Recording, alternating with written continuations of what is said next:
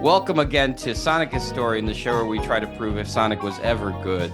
My name is Radrey. I am joined today by Malzilla and our special guest today, Nick Marino. Yeah, hi. Thanks, Brad. Can I call you Rad? Yeah, call me whatever you want. Thanks, I don't know Rad. if I'll answer you. Yeah, nice to be here. Thanks, guys. Well, thank you for coming. All our listeners probably have known me from our other program, Sonic Hosts Coast to Coast, where I have been pounding the drums for this Sonic Godzilla crossover for about as long as we've been doing it, and even longer through my own social media. So having you here on what looks to be something amazing that's really great. Thank you for giving us some time. Thank you. It's very kind of you. Hopefully, everything, all this hard work we're putting into it's going to live up to your expectations and your dreams. I hope so too.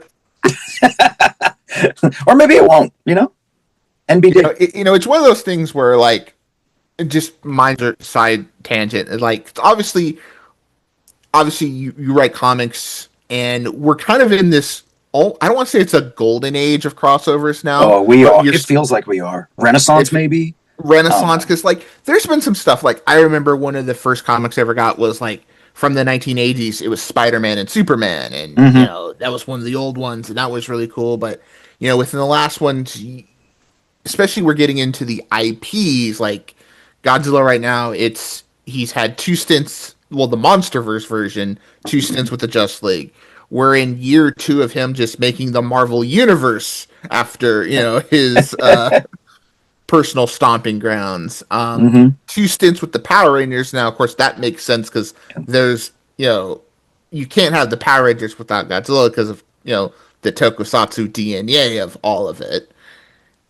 And then, of course, he's in the middle of, stomping on the Ninja Turtles. So now we're it's like he's got his own little infinity gauntlet of who am I going to mess with next? And it's, and everyone seems to be collecting theirs. So it's kind of in that renaissance of these crossovers, and it's really interesting. It is. It's so true. We're in a time where, I don't know, for some reason, a lot of these publishers didn't work together previously, or didn't want their properties that they had the rights to simultaneously to combine. And I don't know, it feels like within the past decade, I guess, the floodgates have really opened, and then especially in this decade, it's like full speed ahead, and we're getting some really interesting good ones. This one has been in development for a bit, so I think I wasn't necessarily anticipating that we would fall amidst so many other crossovers, especially with these 2 properties. I don't think Godzilla was he had done the G.I. Joe one, right? Wasn't that one that they did? Probably a few years back in the 80s when Marvel had origin. Well, definitely that kind of stuff. No, I think that maybe I'm thinking of Transformers G.I. Joe. Yeah, that's always been, those 2 have always been at the hips. Well, Hasbro, yeah. But anyway, I don't know what I think Godzilla Power Rangers probably existed by the time that we were cooking this up. But they put out 2 of them. Yeah. My gut says that the thing, I didn't originate. It was a slide at the end of a PowerPoint presentation that I had other work included in. Yeah. And like a Godzilla, sort of a future of Godzilla presentation. And I had a project included in there that I really loved, that even got conceptualized by a great artist, but unfortunately didn't move forward. But never know. Maybe one day it will. And at the very end, there was a slide that just said Sonic X Godzilla ? And when I saw it, I asked my editor at the time, Jasmine Joyner, I was like, who's doing that? And Jazz was like, no one. And I was like, can I pitch it? And they were like, I guess. And that's kind of, it just kind of went from there. But I think that my gut saying, as I'm reflecting on things in this moment right now, I feel like our spiritual predecessor was probably My Little Pony Transformers. Okay. It's funny you say that because both Radrey and I have been on the Bumblecast with Ian Flynn, who, obviously he's not the main writer with the Sonic comics right now. That's Evan Stanley. Right. But Ian did contribute to that Transformers My Little Pony crossover. I think he did Spike Dinobot. That's cool. I just remember the one. I mean, I was never a My Little Pony fan, but again, I've always loved Transformers. Who hasn't? I just remember the Starscream because I was always a Starscream fan. I think it's the ambition of it that was really the spiritual predecessor. In the sense that like, these things that feel dissimilar in some ways, they really can work together. I feel like that was kind of like, there was a good buzz off of that. So, yeah. Okay. Well, for somebody who probably doesn't know who you are, do you think you could like introduce yourself a bit and tell us like what projects you've worked on and what you're currently working on? I mean, opposed to the obvious, Yeah. So, Sonic Godzilla. We know about this. I'm not saying the X, by the way. Oh. Like Spy Family. I kind of like. I have mixed feelings about it, but I'm trying to do the proper version. From what I understand, would be the. But for me, when I'm writing it all the time, SXG, yes, this will be coming out this summer. I'm excited about it. That's still my main focus. I gotta finish those scripts that everybody's liking. Although we're getting really close to the finish line. What else I'm working on right now? Something I can't talk about. A video game adaptation thing. Nice. Okay. Or a movie adaptation. That's a video game adaptation. It's complicated. Some other stuff I can't talk about. NDAs, you gotta love them, right? Is there anything I can talk about? No, there's nothing else I can talk about that I'm working on now. But I'll tell you what I've done. Okay. Last year I did a Power Ranger story where they fought a giant candy corn guy. That was fun. I was the assistant colorist on a Godzilla graphic novel that my wife wrote and my friend Oliver drew called Monster Island Summer Camp. And I basically love that one, by the way. Oh, thank you so much. Manila has never been more awesome, and then in a trench coat, sunglasses, and a hat. Of course, that was peak. So your wife wrote that then? Yes. Awesome. And I kind of took that one on. Very low paying, high effort job to basically flat the book, but also develop some color palettes and you do as much as I could. So when Oliver came time to do the colors, he could do them as quick as possible. And it was a really interesting experience, and I learned a lot from it. Before that, I wrote an issue of Godzilla Rivals, Biollante versus Destroyer. Before that, I wrote a Transformer story for the Beast Wars Annual. And then before that, it's all creator-owned stuff.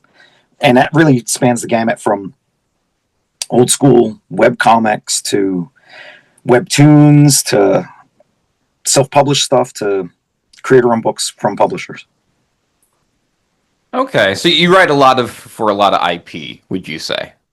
Nowadays, yes, I am making the push into IP in the 2020s because sometimes there's a bit of a ceiling that you can hit on your own original stuff in terms of the market. Right. So I'd like to let some people who might be fans of these great characters I have the opportunity to work on get to know my style, and then maybe come with me to my next original project. So if you have like a couple of like more personal comics, like if there's any that you'd highly recommend, like this is the one you need to read first, and then you need to read these, what would that order be? Well, I would say that I'm going to keep it SXG specific here. Okay. So I think that the project I've done that's most spiritually in line with this, I'm into spiritual today. The project I've done that's most aligned with Sonic Godzilla is Cute Crew, which hasn't wrapped yet. It's on Webtoon. You can read it over there. And I'll probably be wrapping that up, hopefully, before Sonic Godzilla hits shelves in the summer. And it's hard to describe, but it's just, it's a graphic novel that myself and Nils Petter Norlin put together about a crew of, I don't know, kind of weird koalas that are in a submarine. And they're fighting some kaiju squids and stuff. Yeah, we really enjoyed doing it. And that we're still hoping to find a publisher for the collected edition of that. So we'll see what happens. But I'll probably wrap up at least a webtoon, hopefully sometime this spring or early summer. And then before that, Nils and I did a book called The Evil Life. And I feel like the sense of humor in The Evil Life probably has a lot of crossover with the sense of humor that I'm bringing to Sonic Godzilla. So, you can hop on Webtoon, read those both. Or for The Evil Life, if you just go to my website, I think there's like a free PDF of the whole thing, which might even be a better way to read it. That one was interesting because we started developing that, God, so long ago, like 15 years ago, when we thought all webcomics were going to be in 16:9 format. Okay. Right. So we really miscalculated on that. But if you do the download, it's great to read on a tablet because you can just flip it sideways and just kind of go panel to panel. It's cool. Gotcha. Okay, so you have like because if you go to your website, you have a huge back catalog of all the work you've done. And a lot of my original stuff is just free to download from there. Even some of my stuff that's been published, because that publisher is quite disreputable. So I I don't need anybody to give them any money for it. So the old original stuff. So yeah, there's a lot of stuff on there. Okay. Oh, I'm going to tell you a story. So Please do. when I made the thumbnail for this episode, right? And because usually anything that always goes up onto the internet, I always show my wife first before any of it, like just just to be safe, Yeah. right. So she looked at it and she said, "This is so you." But yeah, that's fine. I'm like, okay. So I guess my question here is, when I say that, is there anything that you like as a writer that you say, this is so me? Like this is my writing style. This is what I claim. This is my claim to fame. This is my my touch, right? What do you think that is? It's tough. It's tough to do that because right. I get it. It's hard to be objective about what I do well, or I would say that what I return to over and over again are themes of anti-authoritarianism. Okay. I really enjoy poking the bear, both in comics and in real life. Right. And I think that we're too subservient to the many authorities that are out there in the world, and we don't really need to be. And we can do things much better if we just agree to be kind to each other and move forward that way. And I try to put that philosophy into my work. Okay. And I think that's apparent in a lot of the things that I write. But lately the thing I'm really obsessed with, and I think and maybe Sonic Godzilla will work this out of my system. I don't know. I think I mentioned this in the announcement. I'm just really fascinated by what we deem to be sentient life, but where does that scale begin and end? In terms of and on the upper end in this particular story, we've got kaiju, right? But when we're talking about life on a macro sense in our real world, we're talking, you can look at a planetary ecosystem as a form of life in and of itself, right? You can look at it as a single organism if you want to pull out that far.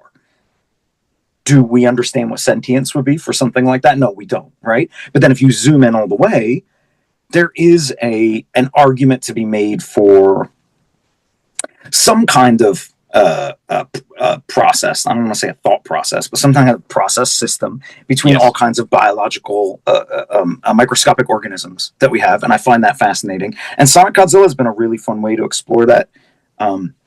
What do we expect of a life form that's humongous, that's making decisions that affect countless other beings of a much smaller scale at the same time, versus what can a really small life form, what kind of change can that life form affect on its own to that larger ecosystem? So that's something I've been exploring in all my license work I've done so far, and I'm looking forward to keep exploring it.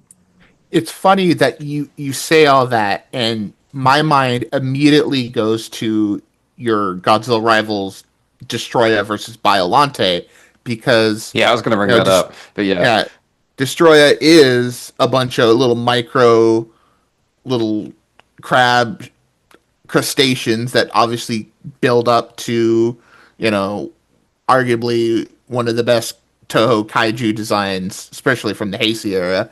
Mm-hmm. The Devil Incarnate, R.I.P. Charmy B in the Rumble crossover. The internet had fun with that. But then obviously you have Biolante, which obviously the Biolante in that issue was different from the one we obviously are most familiar with from the movie. But again, that was kind of on the flip side, another organism built of multiple biomasses, and that was just fun. Thank you. Yeah, that was my inspiration behind that story, was to both find the similarities and differences in them. But it's tough because you can only bring so much over from the original concepts. They kind of limit you. Toho really wants to make every story kind of be fresh and unto itself. So we can't pull in elements from the films. And it was tough to there was a challenge, let's say, there to recontextualize that stuff and find my own version of it. And what I ended up honing in on was that the shared thing they had, that they were both capable of being spawned from what was essentially microscopic organisms. I also Gotcha. just love the idea that I forget the main characters. She just basically grew a bunch of Destroyer in the city pool and Yeah. just said, "Oh, we gotta run." Yeah, Dr. Mina Sham, she's crazy. I would love to return to her. That would be a real joy if there was an opportunity. There aren't normally, they don't really let you go back to that stuff, but They're very you know, one and done Oh. stories. Okay. but the KSA stuff, they're building something over there right now. That's true. That's a little bit bigger. So if there was a way that Mina Sham could at some point join in with that stuff, I would be thrilled. She was fun. She's crazy. Huh. Would you say that there's not to sound like you're bragging or anything, but would you say there's like a quintessential Nick Marino story yet? Or has there been like, this is my magnum opus. This is what I strive through my whole life. There was a quintessential Okay. story, but I think that I'm trying to find. I did a story a while ago, a decade over it, 11 years ago now, Okay. which was really kind of my bucket list original story. Okay. We'll say, for lack of a, well, what's your what's the language rating on this? I don't know.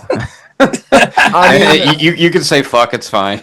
we advertise 18 plus. Good. Yeah. Okay. So, Holy Fuck was my story that I was really passionate about. That Oh, was that's the my name of the bucket list story. kind of story. Okay. That's the name of the story. Okay. All right. And I was just, it was a story I really wanted to make. I was recording a podcast talking about my idea for it. And I said, no one's ever going to let me make this. No one's ever going to want to draw it. And then somebody in the comments left a little message that said, I'd draw that. And that became my very close friend, Daniela Rudamasa. And we worked on that. And then we did a sequel. And then we did a different book together. But I think that first volume, and the sequel too, but mostly the first volume of it, really, I think, summarized a lot of what I had been trying to do for a long time before that. And even years later, what I was trying to recapture again. But I'm starting to think of my work a bit differently now. So I'm not necessarily looking at that as the quintessential story, because I think that at this point in my career, because I think I have a lot more that I can push myself to do. So I think that was, with the Find, maybe the first 10 or 15 years of what I did really kind of all coalesced. But as I've moved into this decade, I'm looking to find that again. So I don't know what it is yet. Maybe it'll be this story. Awesome. Okay. I guess that kind of it makes me beg the question. What was your introduction to Godzilla? I didn't grow up around a ton of Godzilla. Where Okay. I lived in Western New York and Chicago area, there wasn't a lot of it that kind of like ended up finding its way to me. Mm-hmm. Obviously, I knew about the movie that came out in '98 when I was a teenager. I enjoyed that cartoon series because at the time I was like, am I going to be an animator? So I watched like every Saturday morning cartoon. And, I know it's got its controversial is maybe the wrong word, but I know for some fans it hits, for some fans it doesn't. For me, I enjoyed it for what it was, right? Okay. And I was not really a huge Godzilla fan until I married Rosie, and Rosie is a Godzilla super fan. Wow. So we started watching a ton of the stuff together, and we ended up starting to find our way towards these Godzilla writing gigs, and I became a really big fan of this stuff. So I have like a two-tiered thing where it's like I have a casual experience with it in the past, but really it's within the past 10 years that I've discovered like a fandom of it. Do you have I a see. favorite movie amongst them? Mm-hmm. Yeah, Godzilla versus Mechagodzilla, easily. Now I have to say, which one? The OG? No, the original. or- The original. Okay, Yeah, okay. yeah. I love me some King Caesar. That's my guy. So could you introduce who Rosie is a little bit for the podcast? Sure. Yeah. So Rosie Knight is a podcaster, journalist, comic book writer, Wow. who I met in a comic shop 10 years ago, almost to this month, just 10 years and 1 month ago. We met in a comic shop in London when I was doing a signing for the aforementioned Holy Fuck. Okay. And we ended up working together on my next book that was called Cougar and Cub. And then I was like, hey, why don't you come to San Diego Comic-Con? And then Rosie came to San Diego Comic-Con and never left. And together we have worked on a host of Godzilla stuff. If you combined our Godzilla credits, it begins to really pile up at this point. Wow, a true partnership. Hmm. Wow, that's interesting. Yeah. So for someone who has like no idea how projects or crossovers like these come together, how Yeah. would you explain like what goes into them and what your role is? Agitator. That's my role, I Main think. agitator? Yeah, primary Instigator. agitator. Yeah, instigator. Okay. Um, I can't speak for all these kind of projects. This is the first crossover I've done. Oh, really? So, Okay. yeah, I don't know how the other ones can tend to come together. I mean, I've pitched other ones, Right, but they right, haven't right. happened. This is the first one that really came into actuality. And there was a time where we thought this one wouldn't become an actuality. So it had a tumultuous ride, but the past year's been pretty good and pretty locked down.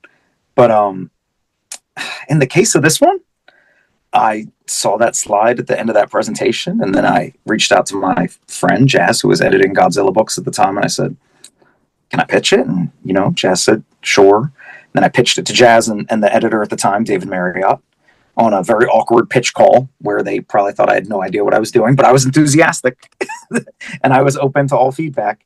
And it just kind of went from there. And then Jazz ended up leaving the publisher, and David became both the Sonic and Godzilla editor over at IDW.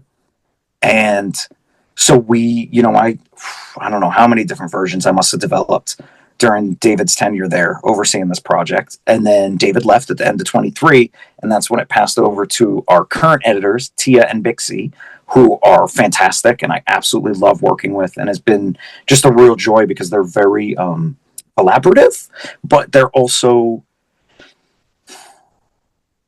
sometimes you can end up with an editor that tries to who might be a disgruntled writer, and that is a I could say very he's trying to say difficult something process. nice. I could see it. I could see it. No, it can be really challenging sometimes when the Yeah. editor really has a vision for it that might conflict with yours as the writer, and that becomes really difficult to reconcile those things. Right. And the thing that has been really amazing about the fine balance that I've struck with Tia and Bixie is that they're really supportive. They want to help me find my vision for it, but I never feel like they're rewriting me. I never feel like they're trying to change it because they would do it themselves differently. I feel like they're trying to find the best version of whatever I bring to them, and I really appreciate them for that. It's very kind and generous of them to approach it like that.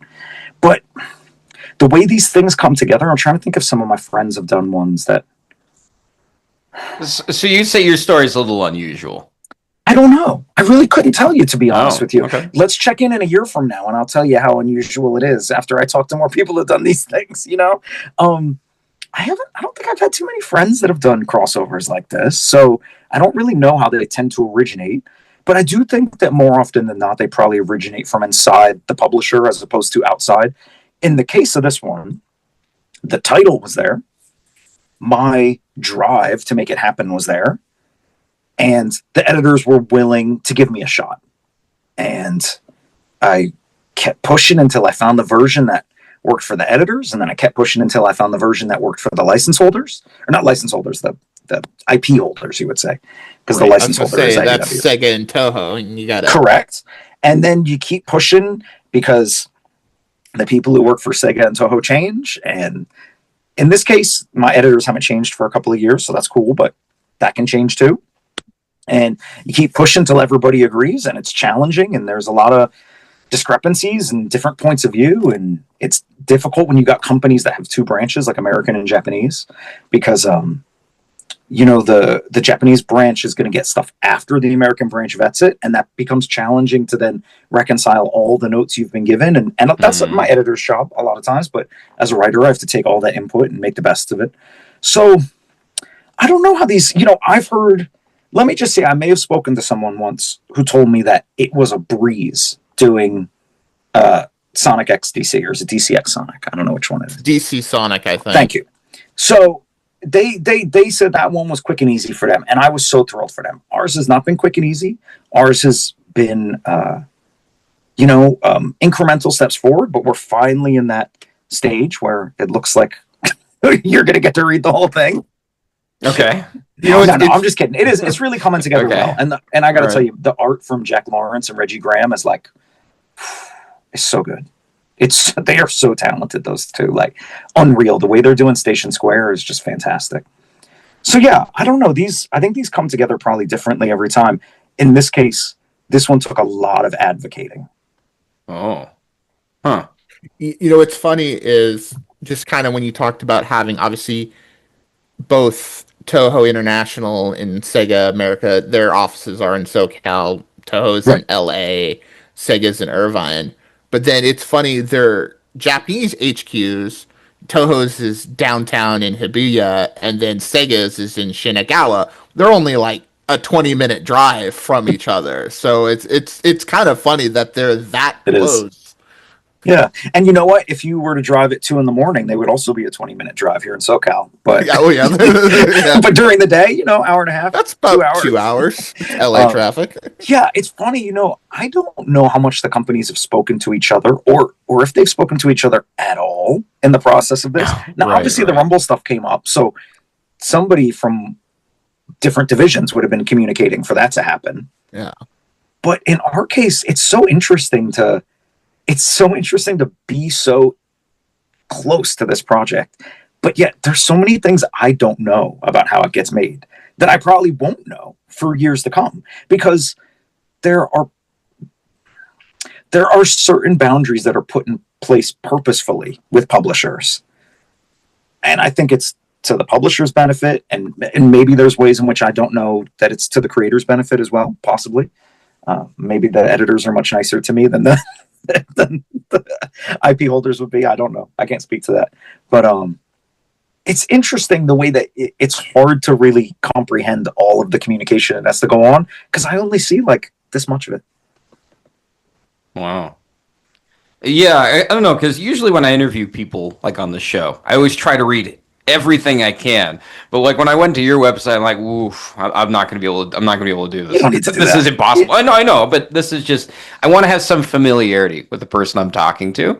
It's just Oh, sort of for sure. like you were watching some of those interviews, and they read half the book. I'm like, come on, man, you can't read the whole Yeah. book, right?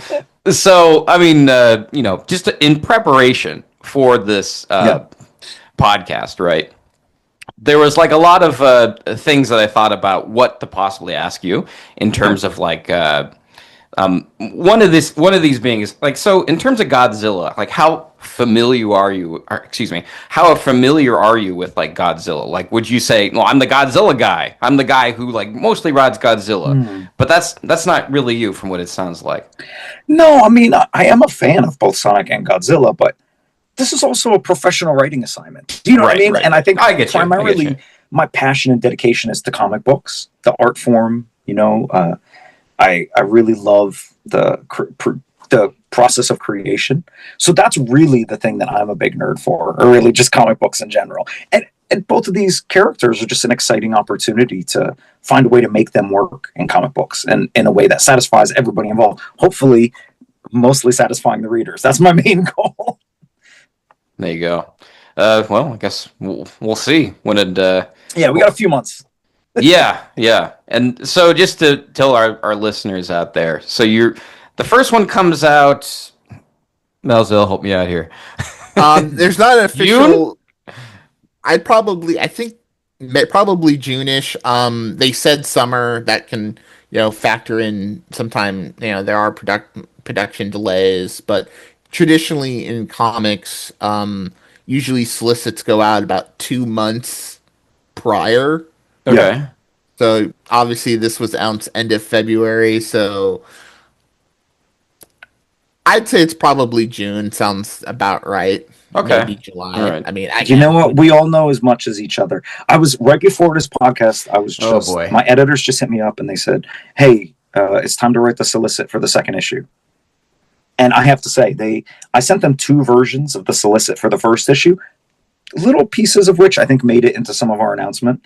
But wow, they did. They ended up combining the 2 of them, and I don't want to give it away. But even our solicit is kind of like a special little treat. I was so thrilled with what they did with it, and I don't know exactly when that's going to go out. I don't know if we're June or July, but the intent, as far as I understand, the intent at the moment is that we will be at San Diego Comic-Con with this book. So we'll see what happens beyond that. I also believe Sega tends to not publish in August, is my understanding. I could be wrong about that. now that you say that, looking back, I think that might be correct. Because I believe think they've they've mentioned skipped something like that to August me. a few Yeah. times. So I've never noticed that now until you actually mentioned that. I don't know if that's a hard and fast rule or if that's something that it's just something that came up in conversation at some point. So there is a possibility that we have like one issue out, and then September you're hitting then we're beginning the monthly run from there on. Yeah. But yeah, I think by midsummer you should have this book in your hands. I think that's the idea. I mean, the art's wrapped. The art's been wrapped for a while. Jack and Reggie have just done great work, and last week, the week before, something like that, I think freaking thumbs up floating across the screen. Ed Dukeshire did the first pass on the letters, and Tia Bixie and I really sat there with the script, and we were like, okay, what does this need? It needs a punch up, and so we really we put our heads together and we got to work on doubling down and making that issue really entertaining, and I think we hit a pretty great balance. But I haven't seen the next lettered proof yet, so okay, see what happens. Fair enough. I don't know if you can talk about this, but one of the questions that both Malzil and I were kind of curious about was, did you consult with any of the writers on the Sonic IDW team, prior to working on this book? No, I have not been. The only person I've spoken to outside of saying hi to someone online is Natalie Haynes, who did a fantastic Sonic Mechagodzilla variant cover. That was art. That was my god! Natalie's covers are just like unreal. We met at a convention in Columbus a couple of years ago, and I was really impressed with Natalie, and I had the opportunity to be like, hey, I got a little something special in the works. I really hope we can find a way to work together on this, and luckily that did happen. But no, I haven't. There was not, and I'm not already personally familiar with any of the. I think I have one friend who might have written a little bit of Sonic, but not like a regular writer on it. I think maybe he just did like a couple stories here and there. I'm not personally familiar with the regular team on the book. I was not put in touch with them. There isn't like a kind of brain trust that got to work on this particular thing. This was from my experience, pretty isolated. But I can't speak to the larger experience of my editors and the people at Sega and Toho.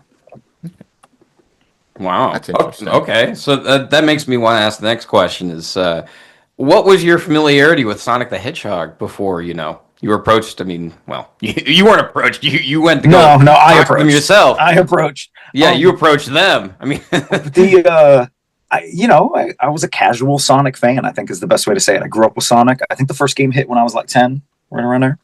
And, love Sonic 1. Sonic 2 is really like my one that I grew up playing a lot, and then revisited as an adult once you could save your place. Feeling. But yeah, I mean, Sonic, it's always around, so I've always taken in bits and pieces here and there, but I wasn't any kind of Sonic super fan, I would say. I really did I like the third film a lot, and I really love that Knuckles show. That really hit for me. Idris Elba's Knuckles is I love that. That's very funny to me, and they're constantly being like, Nick, you have to stop writing Knuckles like he's the movie version. And I was like, but guys, I love that version. It's not, they don't really say it like that. It's more like, sometimes I'll get a note back on a line. I'll be like, it sounds a little too close to the movie version, which she has a very different cadence and almost like a more formal way of speaking. So I think that they're looking to make this Knuckles feel really consistent with IDW Knuckles, which makes a lot of sense. As much as I would like every Knuckles now to sound like Idris Elba in my head. I know there's a lot of fans would love that Knuckles would just, become Idris Elba Knuckles, because I know, I love it. For me, it really worked, but I wasn't like I don't have like a really super deep connection to the characters, like the franchise, if you will. But I've always been around it. I've always enjoyed it, and this was a really great opportunity for me to dig deeper into that and become more of a fan. And I gotta say, the thing I'm becoming the biggest fan of is the fandom. I love how outrageous the Sonic fandom is. It's just so funny.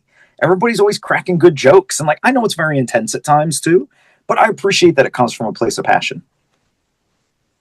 Go on. Sorry. I was going to say, we have a friend of the show, John Dobbs, who has often said that the Sonic fandom is as big as it is tall, because it is, again, obviously it's not 70 years like Godzilla, but, it's 30 plus at this point. Yeah. And there's so many different iterations. On our show, we've done reviews for some of the old cartoons. dragging ourselves through Sonic X at the moment. Yeah. But again, there's comics, there's the movies, everyone's kind of coming in at different times through different lenses. So Yeah, yeah, the Sonic fandom is really, really interesting. it is. It's very layered. There's so many different like niches within it that I find really fascinating. I feel like I'm starting to find my niche Okay. in the fandom. But For our audio listeners out there, he just dragged across a plushie of classic Amy Rose. oh yeah, which in that version, as I've gone back to read, same name as Sonic, original Sonic, Nikki. That's Oh, the Shogakukan comic, yes, the manga. yeah, that's so goofy. But yeah, I got an Amy tattoo in the process of making this book. Wow. Oh wow. Okay. Amy fans, need to start sending all your love to Nick now. You know what? If I'm fortunate, there'll be an opportunity to do some more Amy work down the line. But it was really writing this that made me a huge fan of her. I was like, wow, I can do so much. And I don't know, it just really worked for me. And that's kind of a fun thing about the writing process. I thought it was going to be Shadow. That was going to be my favorite to write, but I actually came out of it being like, oh, Shadow's like so much work, like to figure out how to put him in the right position without having him say a lot, Meanwhile, like Amy, you can just have her say as much as you want. It's fine. That's interesting. Well, you'll have plenty of Amy next year too, since she's making her movie debut. Yes, I'm very excited for that. Wow. Okay. That's a surprise. Okay. One question I had that Malzilla had for you was, so he was stating that in an IGN article, you mentioned that Sonic Adventure was a big influence in the story, as you mentioned prior. Is it because it happens to feature a destroyed city in a kaiju fight? Or does it go deeper than that? It's actually simpler than that. Oh, okay. The reason it ended, I believe it was Sega who, as we were developing this, was like, we like what you're doing, but like we need to see like a higher like level of destruction. And I was like, oh, they're not wrong about that. And they were like, why don't you use Station Square? And I was like, oh, I didn't expect them to necessarily offer up something like that. So they did it, and then my editors were like, hey, maybe we could take advantage of this part of Station Square for the final battle. And I was like, ooh, that's nice. So I got the game from the PSN. It still plays on my PS3. And I did a playthrough to the part I needed to get through to really feel like I could write it authentically, at least enough for me. And yeah, it became a really cool inspiration for this. But it really is about the locale and the aspects of the locale. Wow. Okay. Malzo, do you have any questions regarding Station Square? Well, I do actually. Because as you say that, I always have to ask this because the fandom has latched onto this, at various points of realization that perfect chaos is just water biolante. It's cool, right? Yeah, it's that same design, the little tentacle appendages. That's like kind of why I asked that question because it's like, Sonic's fighting this, water biolante at Station Square, and then kind of goes and in turn like fighting a giant kaiju and all that. So yeah, that was kind of the I agree with you. asked. I will reveal nothing. I was gonna say, okay. No spoilers. No, you know what? It's Wink, more about wink. the location than it is about necessarily how the location's been used previously.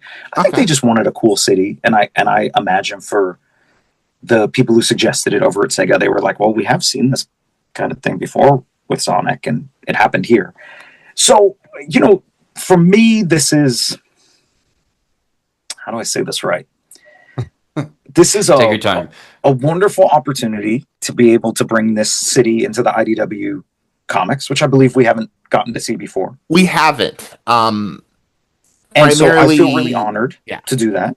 And I got to say, the honor, it really belongs to Jack, who has just absolutely embraced drawing buildings and architecture with gusto. I mean, the speed this guy works at and the precision he works with is just like, wow, unbelievable, and it's gorgeous, gorgeous, gorgeous architecture that he's drawn into this comic. And if you're like me and you like to see things get destroyed, then you're also going to really enjoy watching the architecture turn to rubble, which is a lot of fun.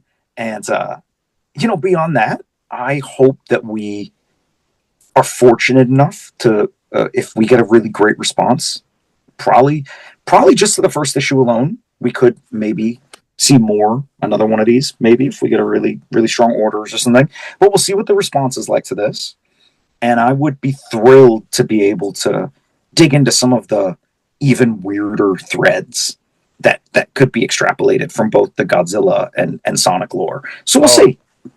I have so many memes I can't show you because that would just, I know writer's code, spitballing ideas, but let me tell you, that is the, deep hole that I could dive into, and just all the connections between the two that, you could dive into. But there's a lot of great things to pull from. I think the question is are we going to get the chance to do it? Hopefully.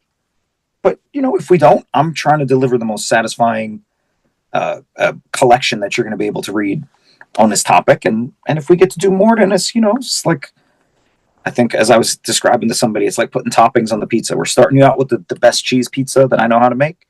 And then after this, I'm hopefully going to be able to bring you a pepperoni, and then we'll bring you the Supreme. You know what I mean? Now I'm hungry. Yeah, me too. Cheers. So you mentioned prior that you really liked writing for Amy. That was a big surprise, and you had a lot of difficulty writing for Shadow. Were there any other characters that kind of took you by surprise when you started writing for them? I thought I would love writing tales, but actually I'm very neutral to writing tales. And I think it's maybe because I myself have created many science-y characters in the past. And I think maybe I just kind of got a little bit of that out of my system, but I enjoy finding, he's got a very important presence in this story, and it certainly doesn't hurt that he can fly. Thank goodness there's somebody who can fly on Team Sonic, because I'll tell you what, these little guys are getting thrown every direction, so they need to get rescued a lot, Okay. So that was an interesting one, because I actually anticipated he would be a standout for me early on. There were some characters I was really excited to try writing, which at some point just kind of worked their way out of the plot. Either my editors were like, let's hold off on that character, or Sega was like, I don't know if we think that's the right fit for this, or I wrote them out. There's a couple like that too. So that was an interesting thing. I love to write Sonic. It's fun. There's nothing, zero complaints. I guess this is the first time I've been able to write Mechagodzilla, which is something I've been longing to do ever since I first had the opportunity to pitch Godzilla. And at the time, Mechagodzilla was kind of off the table for my particular the parameters of my Godzilla rival story. So, but I had a lot of pitches that already existed with Mechagodzilla in it. So it's been really fun to write that kaiju, because it's just like, I don't know, it's such a strange character. Like it's barely a character. Is it a vehicle? Is it a character? Like, it's somewhere in between. And then in and of itself, it's a kaiju. So then it takes on aspects of a force of nature. So it's very fascinating, very fun. Well, that depends on the version of Mechagodzilla. Oh, totally. And what you see on the page doesn't necessarily mean that just because I say that's how I feel like I'm writing, that means like it feels like what you're reading. Yeah. But it's an interesting thought exercise to try and, where does the line of sentience begin and end with Mechagodzilla, I think, is the question. Godzilla, very clearly, you can look Godzilla in the eyes, right? If you look Mechagodzilla in the eyes, is there something staring back at you that recognizes you, that comprehends you? I don't know if I have an answer to that. Well, without going too much into spoilers and trying to make this question non-spoiler, you said, you were excited to write Tales because he was, science-y, but you've kind of, written science-y characters before. As we all know, there's another science-y character in the franchise. Oh, well, that's true. But, how was it writing Eggman, Robotnik? So much fun. He's such a bastard. It's just great. I love him. He's so evil. Yeah. The only thing they dinged me for early on, they were like, you're going too hard on the alliteration, Nick. Like, you're doing too much. I had him saying things. He's like, the marvelous, magnificent metal monster, and they're like, okay, we get it. One Like, too he's many up a little M's. bit. Yeah, like you're repeating the sound too much.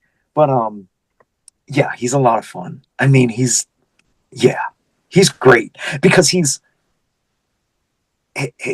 ego is all consuming, and his intelligence almost lives up to it. But he's almost like Thanos-esque in some ways, right? If you look at the original Infinity Gauntlet, Thanos is the one who really defeats Thanos. It's the doubt in the back of his mind that he's worthy. It's his love of death. Right. And he's like, is he actually worthy for death? And he never really believed he was. And his ego ended up, that sort of weird combination of like that narcissism that he had, where like he needed to prove it to her by taking over known existence, but yet he still didn't believe he was good enough, is what defeated him. I feel like Eggman, albeit in his own weird way, has a little bit of a parallel to that kind of messed up way of thinking, where he often sets himself up for failure. If he actually was a little bit more restrained, he could probably be a lot more effective. See, it's interesting that you say Thanos, because I've always seen Eggman Robotnik almost on a DC Joker level, because there's such a scale to the character. Because obviously with the Joker, you have the Batman, the actor's name is escaping me. You could play him more funny, like you saw on the Adam West show. Yes. Or you could play a more Heath Ledger anarchist. We saw him like The Dark Knight. And then kind of somewhere in the middle, you have Mark Hamill, the animated series Joker, who is both whimsical and funny, as also, terrifying. And I like Mark Hamill's one because of how terrifying he is in contrast to his lightness that he sometimes carries himself with. Yeah, it's very scary. And that's what I was kind of seeing with Eggman, is because it's like there are aspects of him that is very affable. He can be funny. He is a guy shaped like an egg. He wants to build theme parks. He's doing all these crazy stuff. But then there's some stuff that he does that is, ranging from turning people into robots, war crimes up the wazoo. It's just like he, has the ability to burn the world if he wants to. I like that. I think who my in would be for that mentality, and I probably didn't even really realize I was doing this. I think I write him with a little twinge of a little Cobra Commander influence, because Cobra Commander's never afraid to lean into the camp, but Cobra Commander will kill you. Like he was trying to kill you, but he also doesn't mind being outrageous and flamboyant in the process. And I think that's very much something that Joker echoes as well. Yeah, absolutely. I feel like Eggman is maybe, I can't say less chaotic. He's very chaotic. Joker is like, I don't know that there's a clear thought process with Joker. Yeah. Whereas I do tend to feel like when I'm rating Eggman, my Eggman does have a clear thought process. Now, are those thoughts outrageous? Yes. But like they're relatively consistent to who Eggman is. I feel like Joker could just wake up tomorrow and be like, today I'm a superhero. And then Joker wakes up the next day and Joker's like, today I am a doctor. It doesn't, like Joker doesn't, it feels very unbound in that way, where I feel like Eggman, to a degree, whether by choice or by happenstance, is very much bound to this never-ending loop of like, I'm going to take over the world.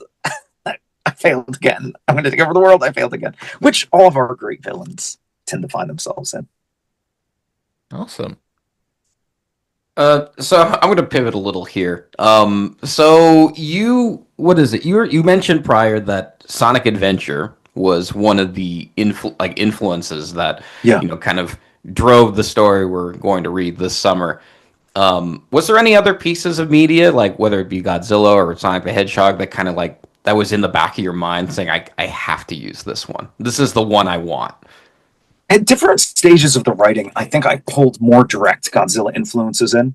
Okay. I think there was a stage where I was trying to get closer to versus Mechagodzilla. What's the first one with Jet Jaguar versus Megalon? Megalon, yep. Yeah. There was a time when that was a bit more of an influence on me, I think, in this process. And all of those two are great because I love that time for Godzilla. The late Showa. Right. But also those ones feature great multiple kaiju fights. So there's kind of like a cool, I think I was looking towards that as being like, oh, okay, how do we have three kaiju sort of not necessarily aligned in priority, but mutually locked in battle at the same time, and kind of play that off of it, and then because of that, GMK and Tokyo SOS kind of filtered in there because I enjoy that. I enjoy those ones quite a bit too. But I wouldn't say with Godzilla there was a touch point as direct as Sonic Adventure, and that's mainly because the story is set in Sonic's world. So because of that, the location influence is going to be pulled from a Sonic thing. Now, as for other Sonic stuff, I can't think of anything right now off the top of my head that was as strong an influence as Sonic Adventure. But like I did say, I was writing Idris Elba voice in there for a while. And that was there was one version of it that sort of like morphed into the version we have now. So some of the movies might have like sneaked their way in. Oh, definitely. Especially the show. I was working on it at the time that the show had come out, and I was really enjoying just the sort of like insane notion of that TV show. And I think that voice of Knuckles really made it in there. And there was a very Knuckles-focused version of this, maybe too Knuckles-focused at one point because of that. Okay. So for our audio listeners who probably can't watch this, behind you is a bunch of books, right? And yes. There's some, there was a Garfield, and I think that's Miss Piggy. And I think, was that Normal? Correct. Okay. Normal, good catch. Yeah. A Pez dispenser is behind you. Now, I bring these up. This is kind of a red herring a little bit, but if you had like a story, or if you had or a character that you said that you wrote really well, besides one you just mentioned, Knuckles and. Well, I'm not saying I wrote him well. I'm just saying I was enjoying it. I think I would like to think I am writing a good Amy. I really do deeply believe that in my heart, and hopefully other people see that too. Okay.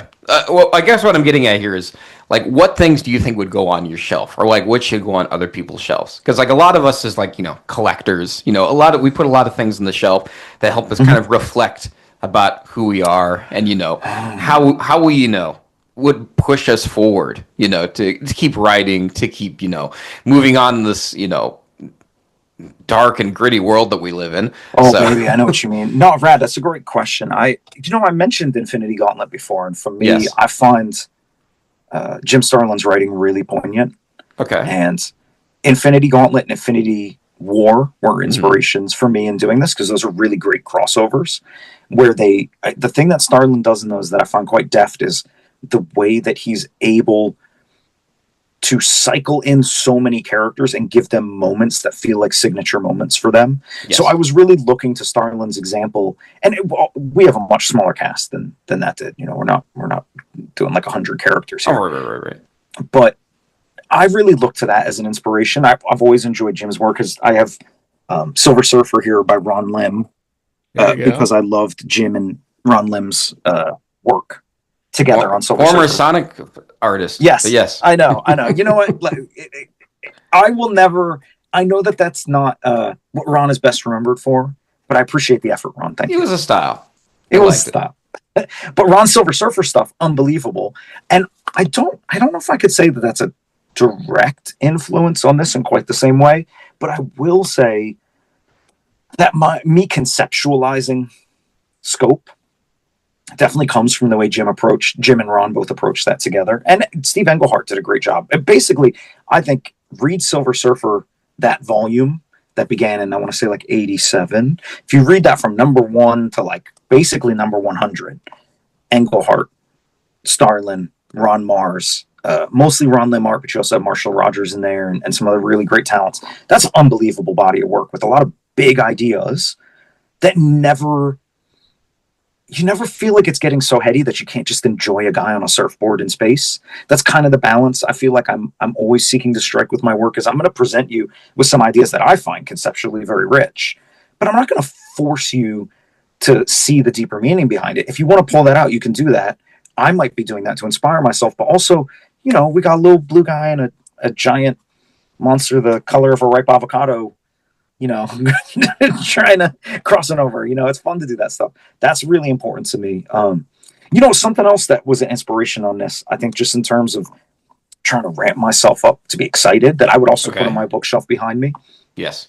I really, really loved what Grant Morrison and Frank Quitely did with New X-Men, and the way that I had just gotten back into the series at that point, and I'd been reading it for about a year before that art came along, and I'd been enjoying it. And then when that came and it was like a visual and tonal departure, I was upset at first that was going to happen.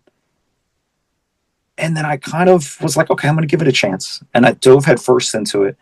And I just found that it was weird because it wasn't necessarily doing things that were new. I just felt like it had a lot of enthusiasm for the way it was coalescing a lot of things we love about the X-Men into a story. And Grant wrote this, they wrote this really interesting like manifesto that got them the job to write X-Men.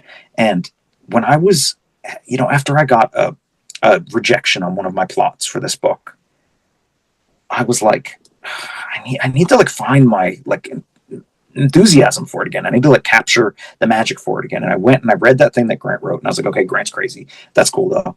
And then I was like, let me look to New X-Men. And I sort of tried to, from my perspective, I'm not saying it reads like this, I'm just saying this is what I was trying to do in my head, echoes some of the adventure and character moment balance things that they struck with that.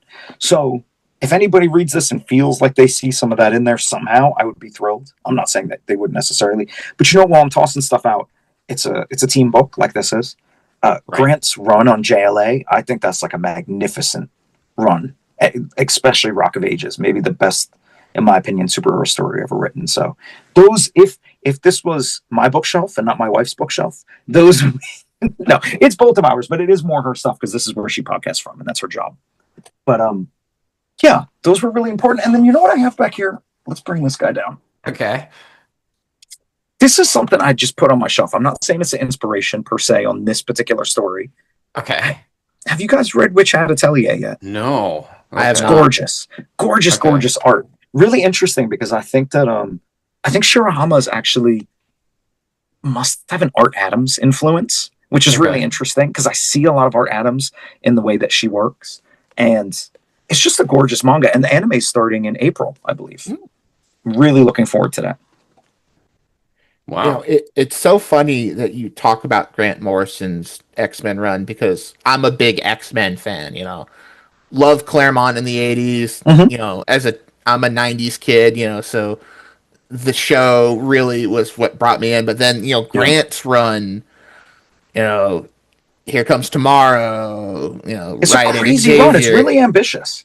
It turns the X-Men on its head, and then kind of dives into it evolves into the other stuff. Again, I was a fan of the because that was when I was teen was the Academy X X-Men kids and that. So it's funny that you mentioned that. Now I'm thinking, okay.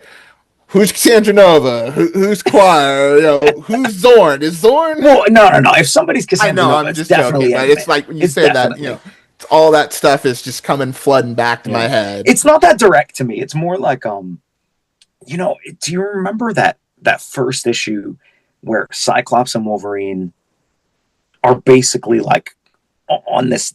They're putting these two mismatches together on a mission to go rescue this guy that has like a really innocuous mutant ability, like he's got like 3 faces or something like that, right?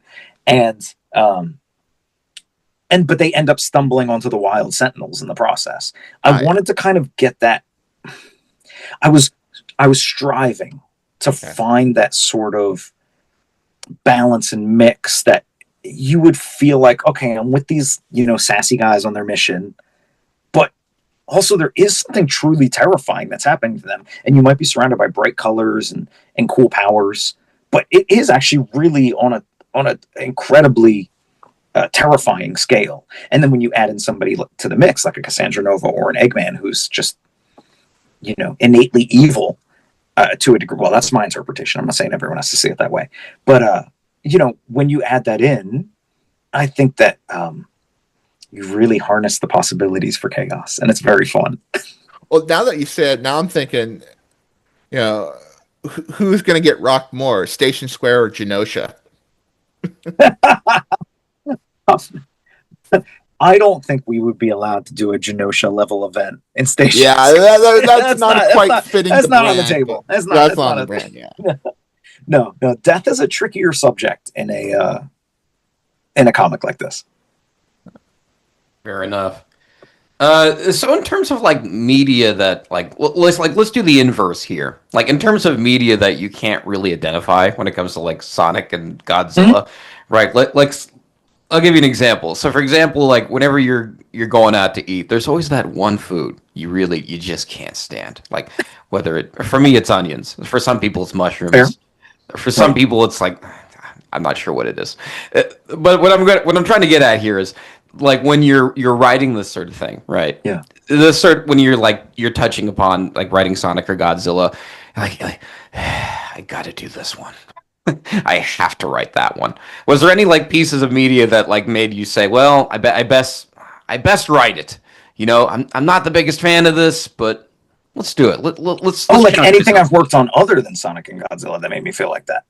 Oh, you've had other things that not. Or do you mean like was there something in this story that just felt like a slog?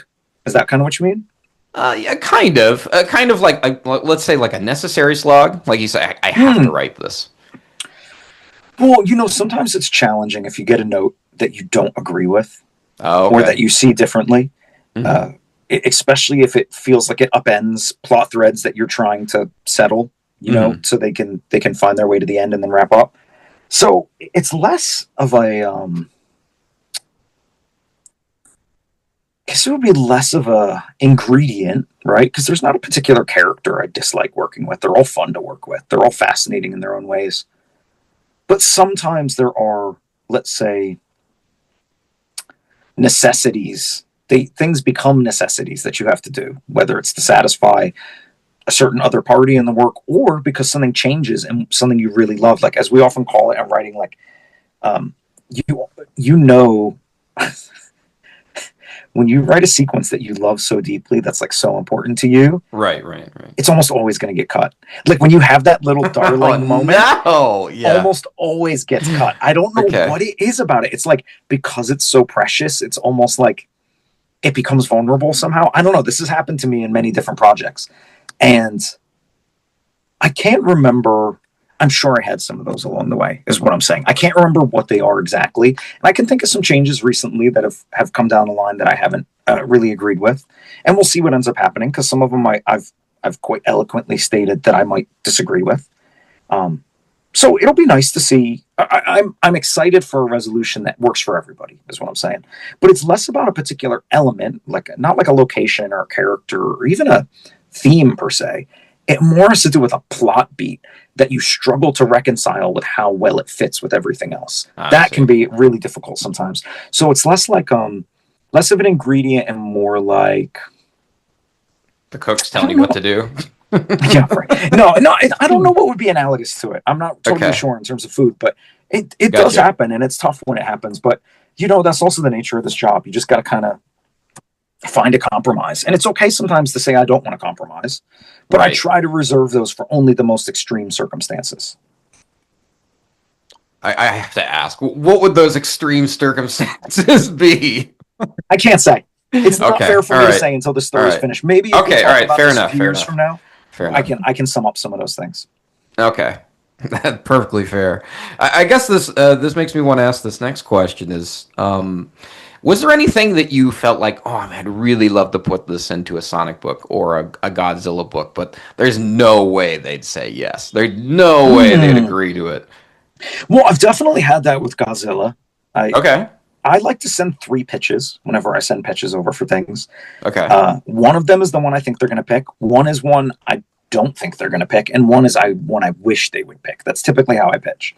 Interesting. And my wishes ones get really crazy, and I have had more than a couple of Godzilla ones that have been like that.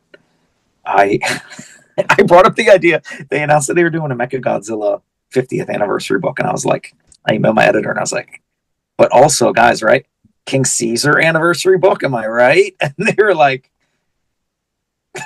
And I was like, okay, all right, that should have happened. So that was the look they gave you? Yeah, no, there was no look. There was no look. Okay, I don't even know if I alright, got a good. response to the email, but that was something I wanted to do. I had a story called "The Monster's Kiss." That was Okay. my I wish pitch that came along with my Biolante versus Destroya pitch, and the idea was that it's kind of like I believe she was a Mogera pilot, if I'm not mistaken, Okay. who was in love with Destroya and just felt like if she could get close enough to Destroya, she could change Destroya. She could fix Destroya.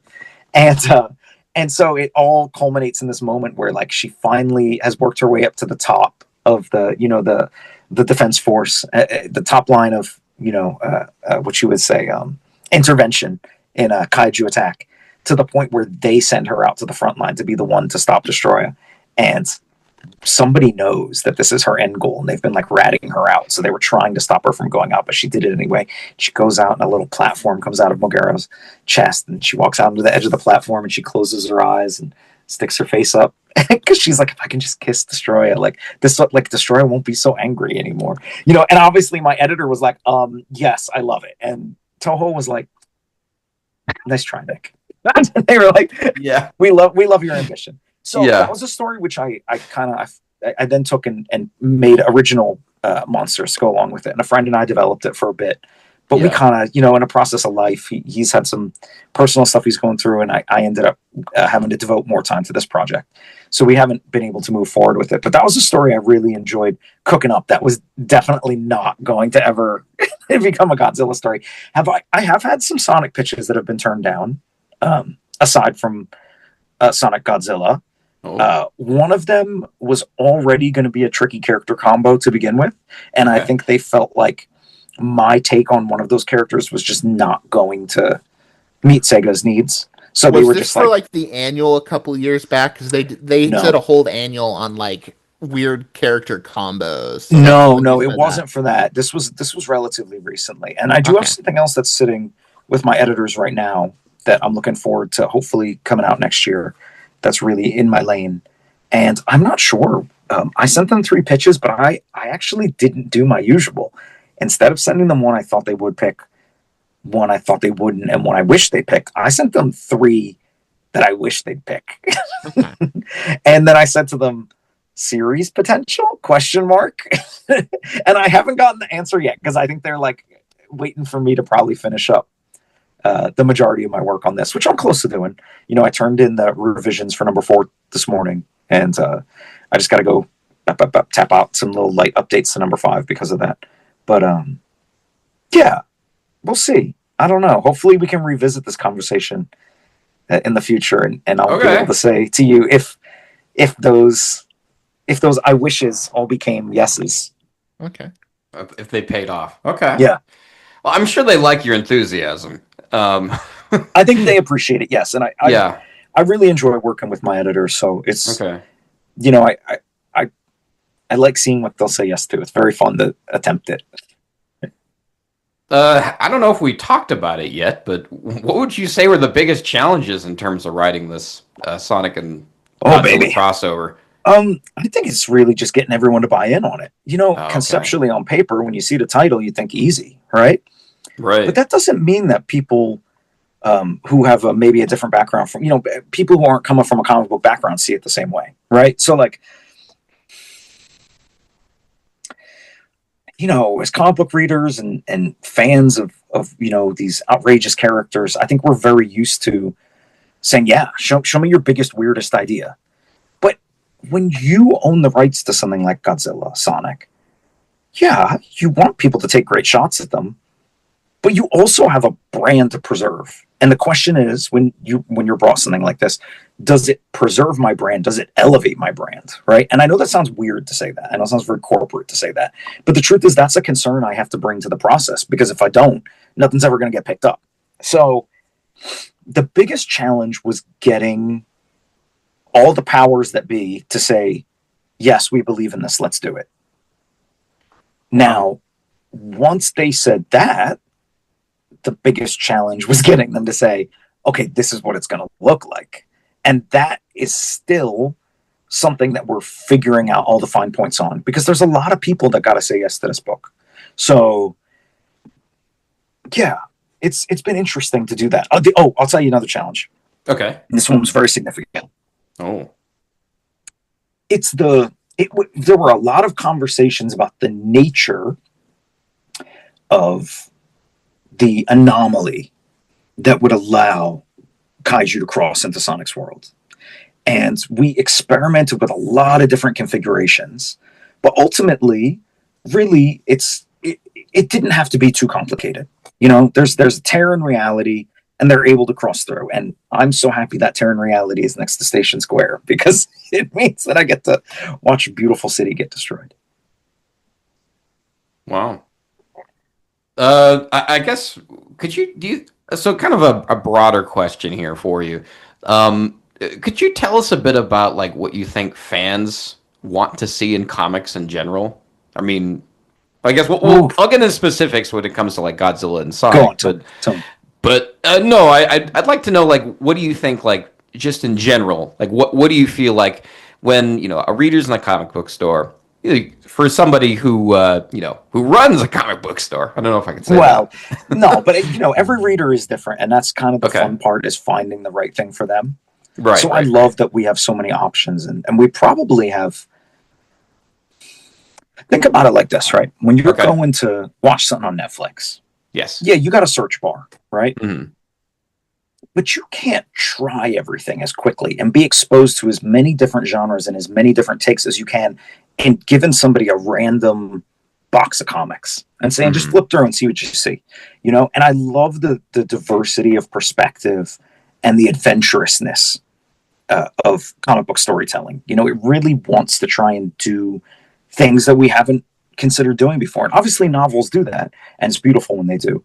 But the thing that's different about comic books is somebody's also going, no, I'm going to try and get you to buy in, but I'm going to provide a bit of the vision. This isn't going to just be in your head. This can live on your arm. This can live on your walls. This can live on your bookshelf. Gives you a tactile vision. And I think that's a really incredible, magical process.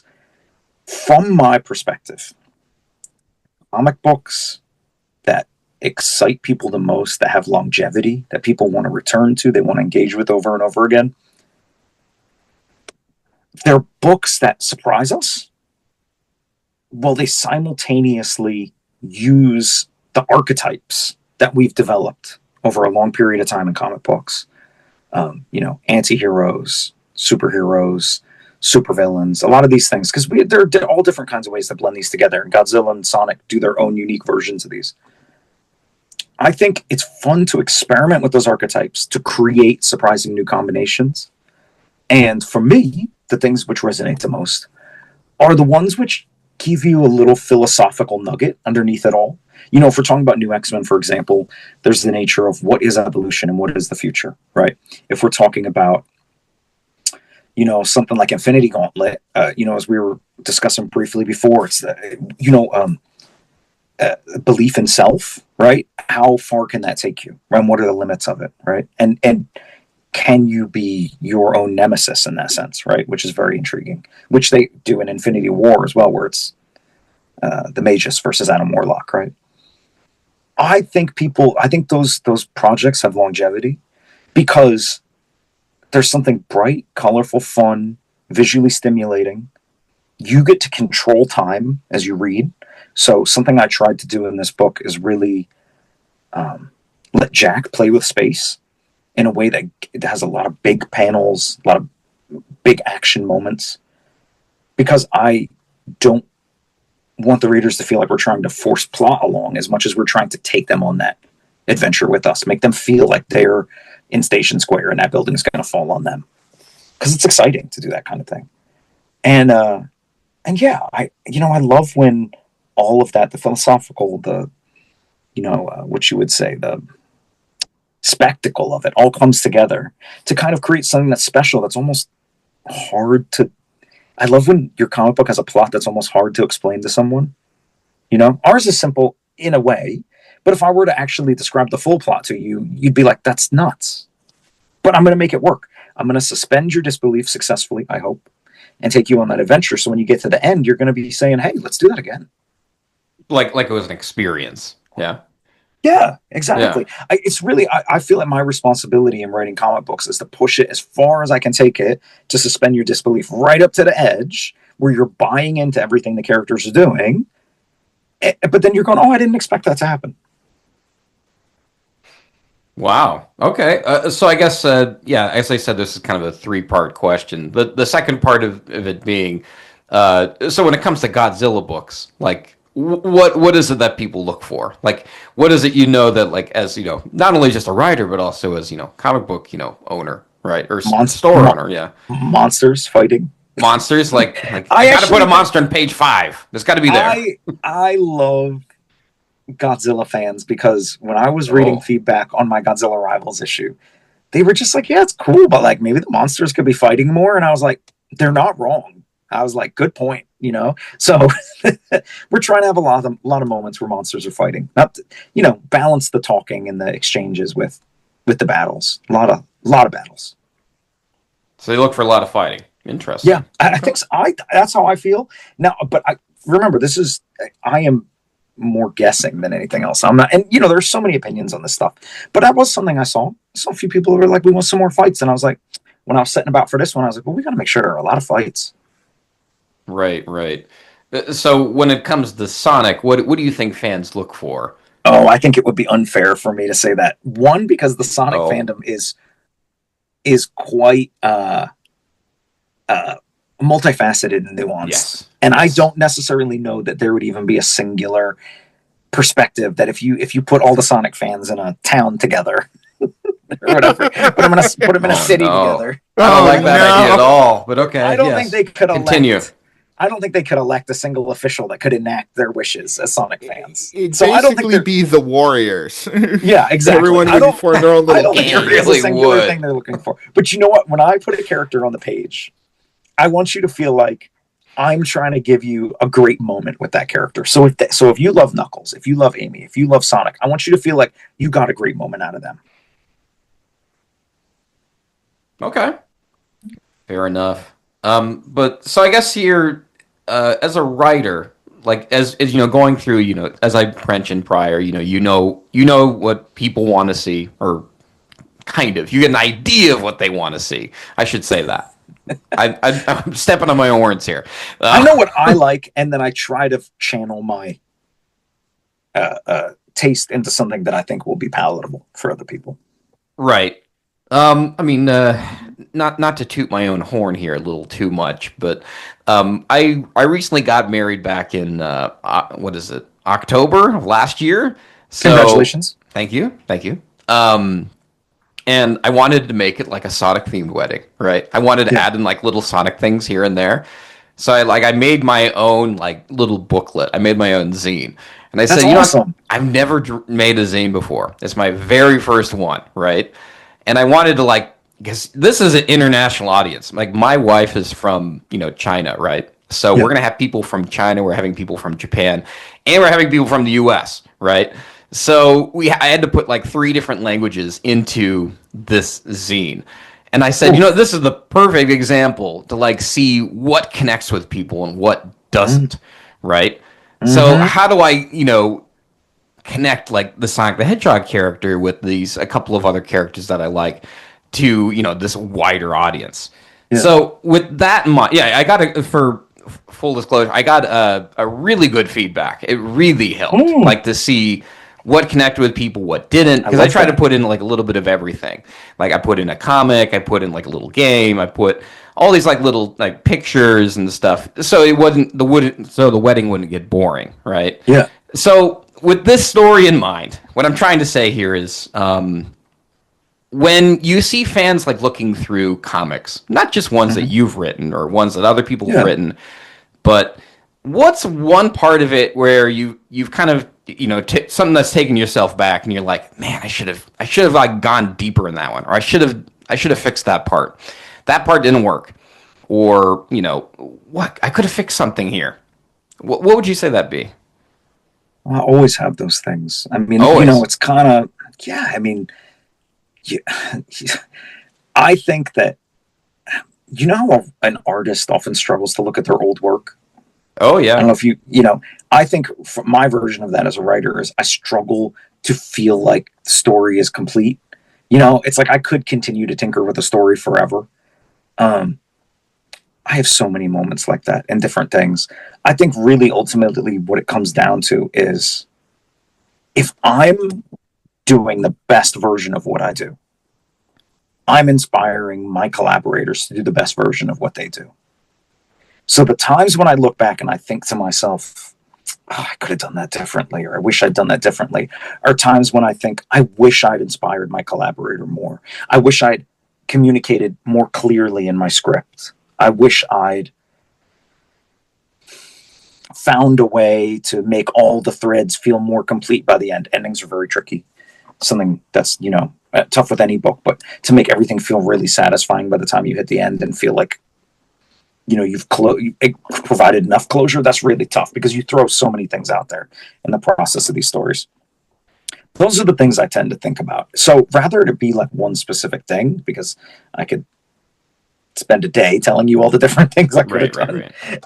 It's really more like I normally am quite tough on myself afterwards saying, I could have written that panel description differently. And if I had done that, then I think my collaborator, could have done an even better job than the great job they've already done. That tends to be sometimes what I go back and reflect on. Okay, because usually one thing I noticed when it came to making my zine, right, was the images or the things that I wanted to push, and I wanted people to understand the concept. It kind of made me feel like okay, so I could probably present it this way, and this would work much better. Has there ever been like a moment where you've said, where you've learned kind of from that experience, where you're like, oh, I should have worked better with this person, and then you did it, and then success, like pure, like this worked so well. Definitely. I'm trying to think off the top of my head of what encapsulates that best. If you can't think of anything, it's fine. It's tough. I mean, time is really difficult to control in a comic. Yes. So, and you have to kind of, you have to let go of the handlebars, a little bit and just be like, well, I can only, the reader ultimately has to decide if the timing works. But I think that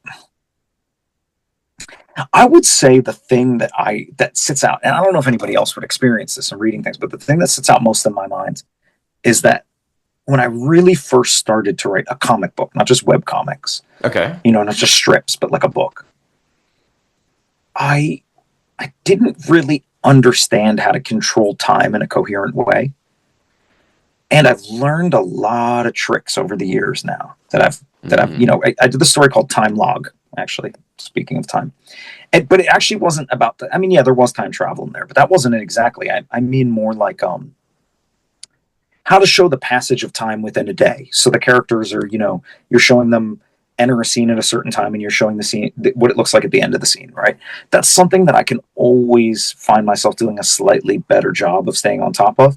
In fact, in the process of Sonic Godzilla, something that came up, in communication with our colorist, Reggie Graham, yes, I'm putting in directions for what time of day it is, but I can specifically, if I want to, really drill down and keep my colorist up to date as I continue, right? So Reggie was like, well, do we have any times a day? Have I missed the time of day change or anything? And it made me realize, oh, I actually could have done more for Reggie to be clearer in that sense. And I was like, luckily, no, you haven't missed it. It's just coming up. This first section is very much a daytime section. But yeah, time. That's a really tricky thing that I'm always trying to stay more on top of in the way that I have scenes unfold. Oh, what's really tough too? Oh, this is actually great. Okay, Biollante versus Destroyer. I was cutting back and forth between two scenes early on in that book when I realized that it wasn't really clear like what was happening because I was cutting too much. So I needed to have a larger, more condensed block of time alternated with a larger, more condensed block of time. So if there's one thing we learned today, it's time. It's time. All right. I'm sorry. I had to.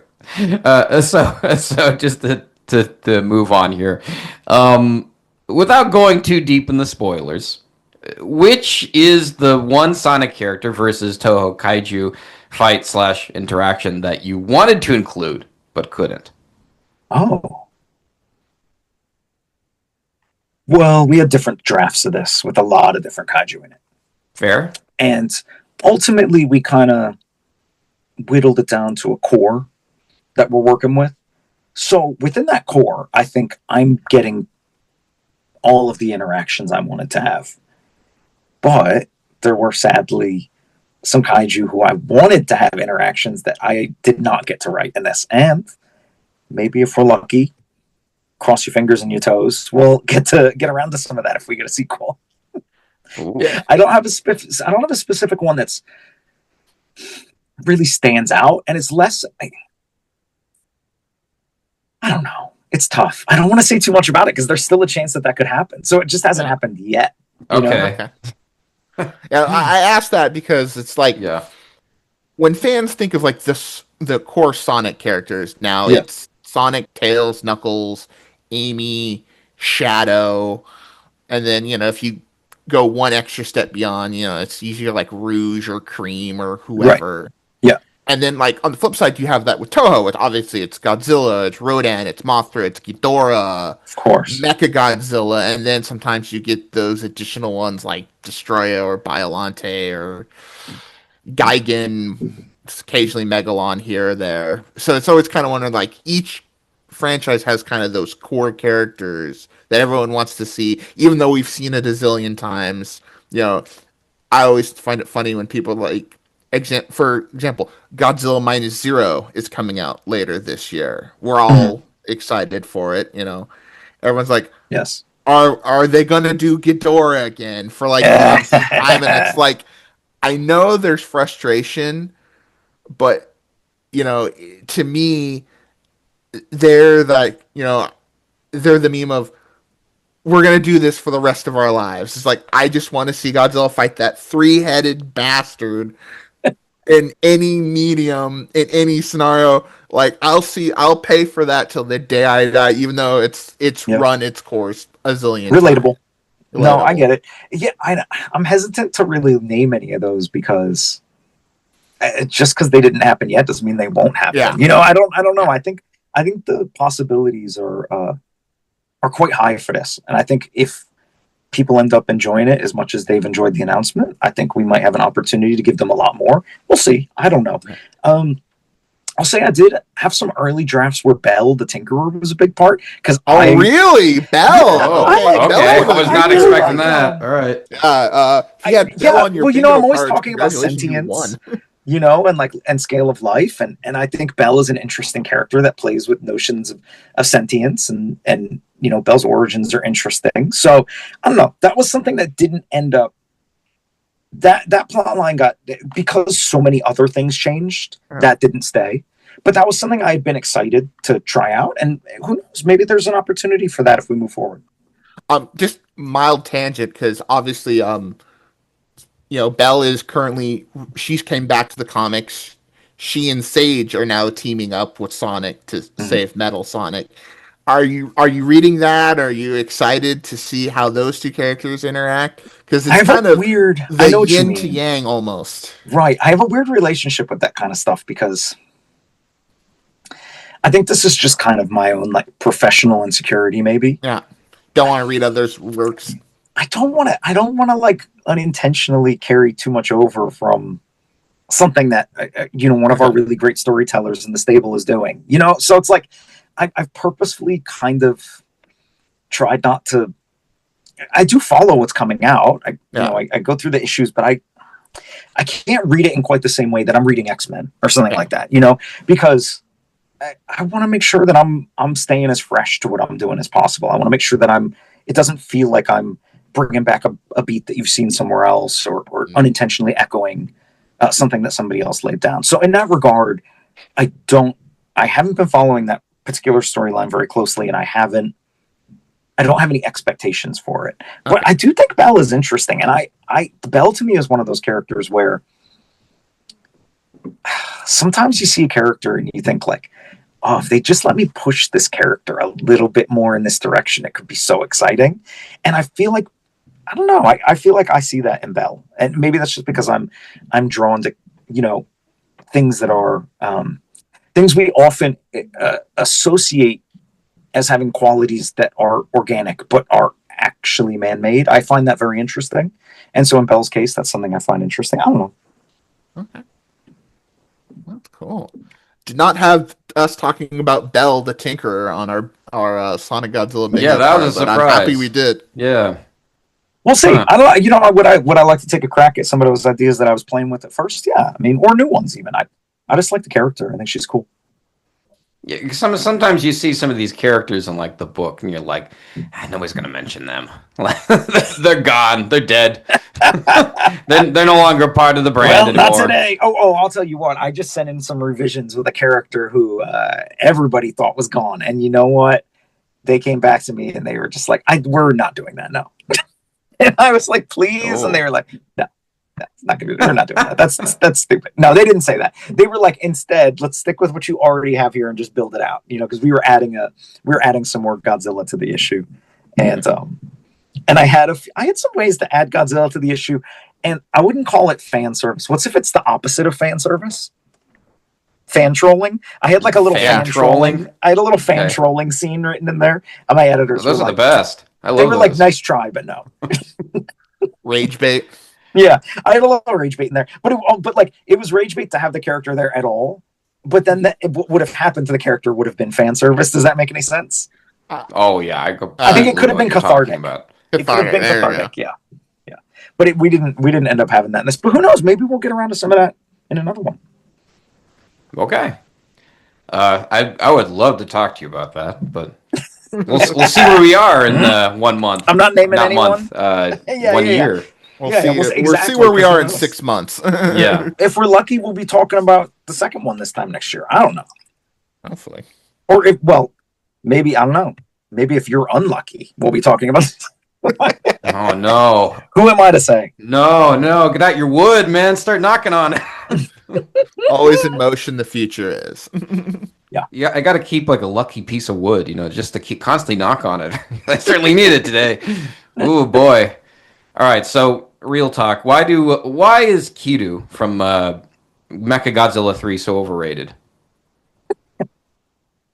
I don't know why. This is my question. That's his question. Yes. I want to own up to all the Kiryu fans. I don't know if I think feel he's a that cool way. concept. Look, I think he's overrated.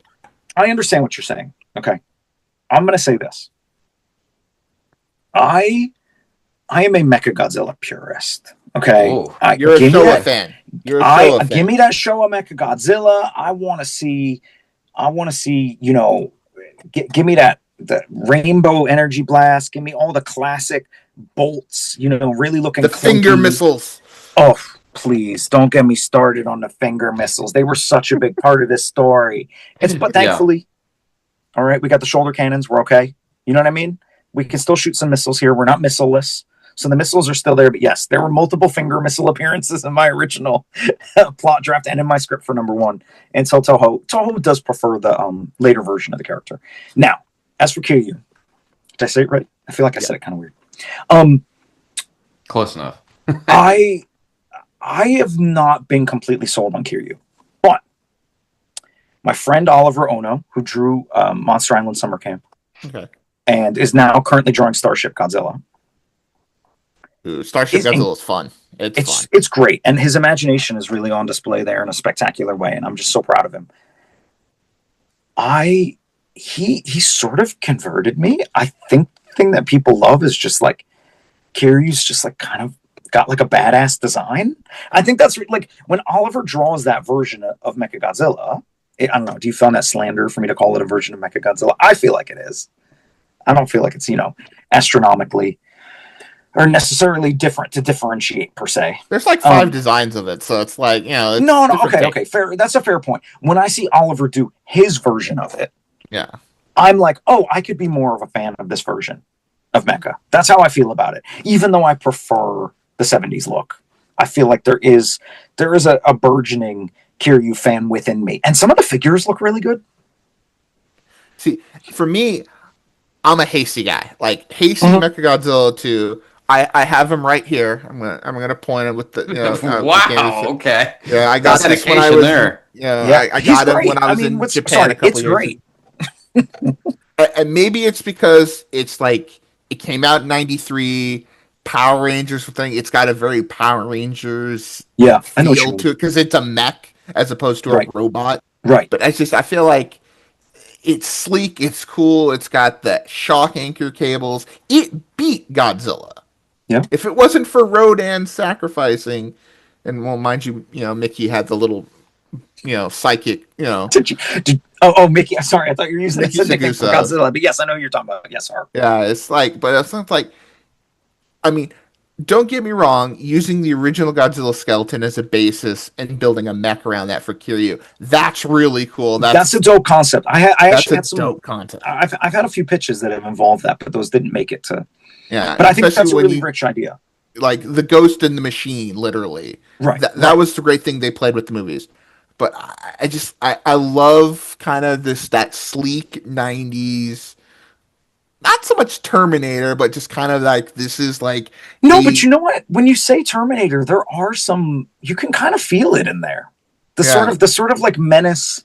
Is there something behind the eyes menace of it? I feel like it is. It is very sleek and effective in that way. Plus, it was the '90s, so it was Beam Wars. They're doing little beam struggles, and it was just I loved it. Yeah, I had a lot of fun playing. Mechagodzilla was really like. I really got to play with the toys on that one, if you know what I mean. Yeah. So, and I still haven't even actually seen the visualizations yet for some of the fun stuff that we do in the 4th and 5th issue with Mechagodzilla. So, I think you'll like where we go. I know what you're saying. Excited. I think you'll like our approach to the character. I think that there's like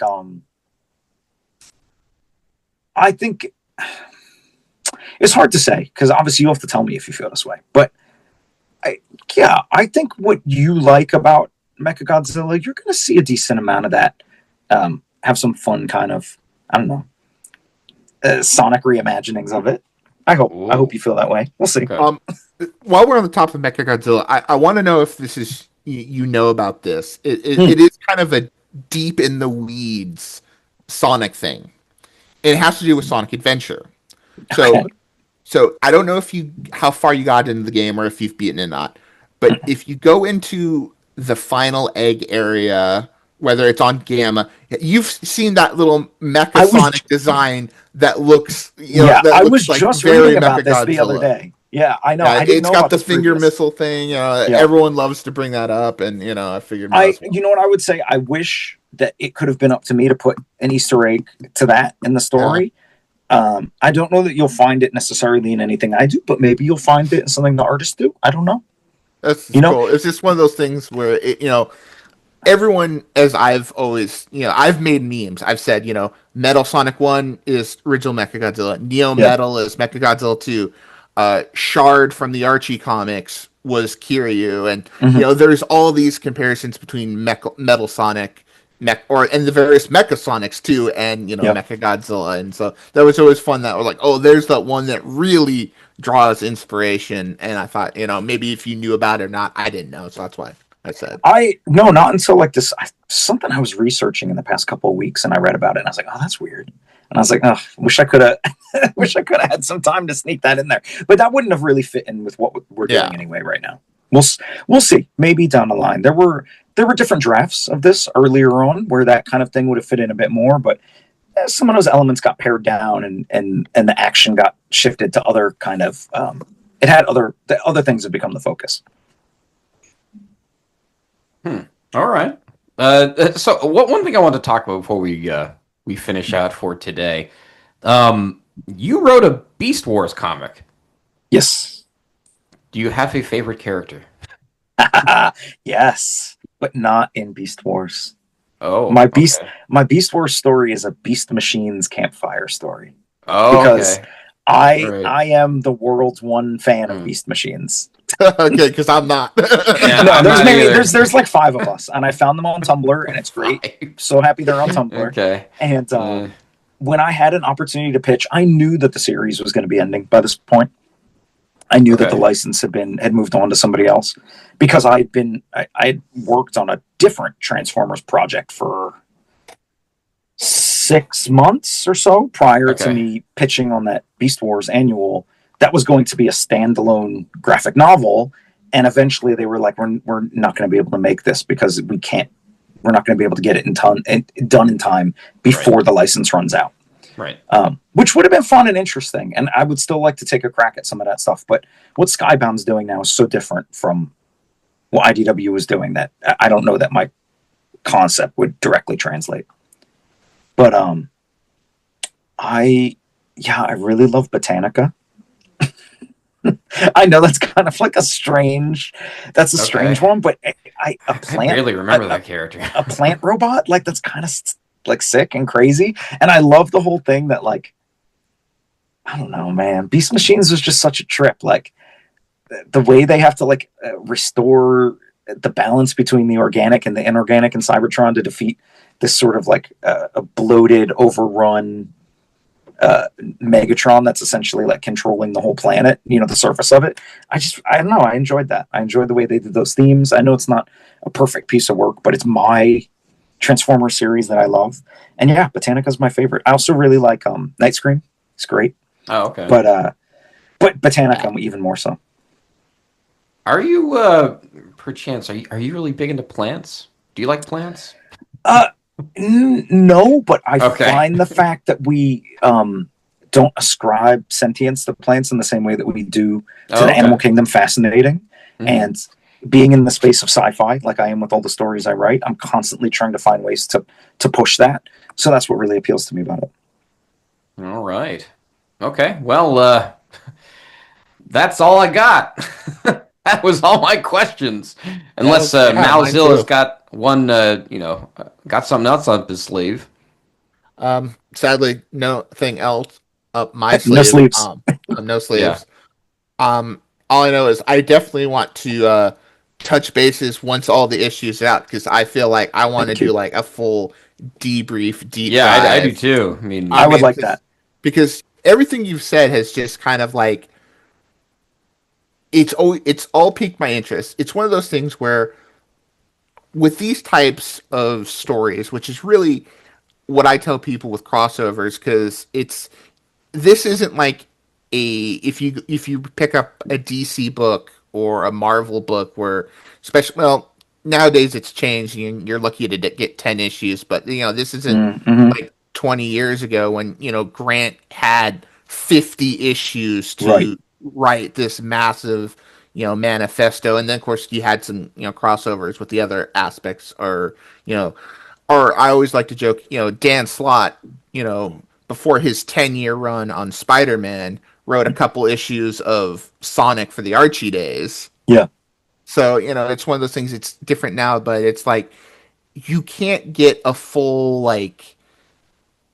50 issue character study in what are essentially, most of them are 5 to 6 issue miniseries, right? Where it's like, I always tell people this is you at 4 or 5 years old with your action figures in the sandbox and just going crazy and just having fun. That's what I always tell people with these stories. And everything you said, it appeals to that nature of these things. That's why I've been excited, because it's like, okay, let's see how crazy and wild we can get. And just knowing my own fandom, I know this is hopefully, the first of many, because I feel like this is a deep well to draw from. I think I agree with you. I think it is a very deep well, and I would be honored I would be honored to join you guys to talk about this stuff again and get your opinions on how you think it all turned out once it's done. And if we're fortunate enough to get the chance to do more crossovers between these two great worlds, maybe bring in some more of the bigger, weirder elements of it, I would be so honored to do that. We got to talk about this. Yeah, I want to know. I need to know more. The need to know is, we will intensifying here. Yeah. The whole camera's just going to start shaking at this point. Ooh. So, is there anything besides your website and all the comics that you've written? Anything you'd like to plug towards the end of this show? Nothing I'm worried about. Google me. It's funny because there's so many people with my name. Is there? Yes, it's such a common name. Yeah. Okay. It does feel Yeah. very common now that you think about it. I had a struggle with Google to get them to assign the right description of Nick Marino to me. Oh. And there was an adult actor who had my name that was very successful Yeah. about 20 years ago. And for a long time, my face would come up and my body of work would come up, and then it would say Nick Marino porn star on my Google search panel, and I was like, And then that's when you just roll with that, and as You an know what? icebreaker. well, at first I was frustrated because I was like, is this going to stop me from getting gigs? And then after a point, I was just like, I can't control this because I literally claimed the profile, changed it, Yeah. and then somebody at Google changed it back to porn star, and I was like, what am I? I was like, I'm just going to enjoy this. Now it's been writer for the past Oh, few years, so we'll goodness. see. Will it go back again? Maybe if we're lucky, or maybe I'll diversify. Who knows? Right. That's always. Wow. Okay. I don't think I've ever had that experience before, but okay. Yeah. But there are a lot of Nick Marinos out there, so get to know the Nick Okay. Marino multiverse, and then maybe we can talk about it a little bit. Into next the time. Marino-verse. Yes, Yeah. correct. There we go. I'm the watcher of the Nick Marino multiverse. All right. Well, luckily our chat wasn't out of control. I've been a couple of these interviews where our chat was out of control, but today was pretty calm, very very calm. Okay. So luckily, Yeah, no questions. things from went the well. chat. But yeah, hopefully we'll have some more questions as we as maybe if we have a follow up to this interview. So Yeah, I would be thrilled. Thank you. Guys, I really appreciate you taking the time to ask such thoughtful questions and dig into this stuff and dig into my body of work. It's really meaningful to me. Thank you. yeah, no problem. Our pleasure. Yeah, I always try to craft these questions, to show a lot of respect to, the person who actually makes something. Because I know that. No, it's very kind, and I appreciate it. Yeah, I don't think enough people talk about it. That's what I want to know more of, Yeah, So- I definitely understand what you mean. I'm the same way, too. Well, I think that's the writer's instinct, right? You want to know what's brought them to that place. Yeah. I mean, a lot of the times you see a lot of stuff on the internet where it's all just about, sensationalism or just, mentioning one small detail that, like, you don't even think that people would talk about. That's what you pay attention to? It's like this whole, like, death of the author thing, right? Yeah, Like, I know what you mean. Like, why are you talking about the trees? The trees have nothing to do with Sonic or Godzilla. What are you talking about? Well, we're talking about the trees, bro. Yeah. You got to talk about the But then when plants. you think really deep, it was always about the trees to begin with. That's Jesus. You get it. No. Now. You get it. You see what I'm saying? It was always about the plants. No. Sonic's always fighting for the environment. That's what I'm talking about. And so is Godzilla. Dude. I mean, No. we say that as a joke, but now I'm like, oh god. I No. think This is an actual conversation people have. So All right, guys. I gotta hop off. My wife is no. calling me from Japan. Let's find out why. yeah. All right. Thanks for joining us. Thank you Nick, guys so much. I thank you much. appreciate you. Look forward to talking to you again soon. Peace. So yeah, just to do a little housekeeping here. What is it? Be sure to follow us down below at the Discord to continue these shenanigans. You can follow me and watch more of our episodes on we're currently, doing Sonic X. We're doing the review of the show. We are about to dive into the second season, which is the opens up with Sonic Adventure, which is oddly topical. Yes, very oddly topical. So look forward to hearing that soon. It should be on every podcast that you known to man. I hope. So what are we ending on, Melza? What are we ending on? That's a good question. I should have asked Nick before he headed out. What are we ending on? Something. Let's could we throw in the Godzilla March without getting demonetized? I don't see why not. Yeah. Or well, I don't know.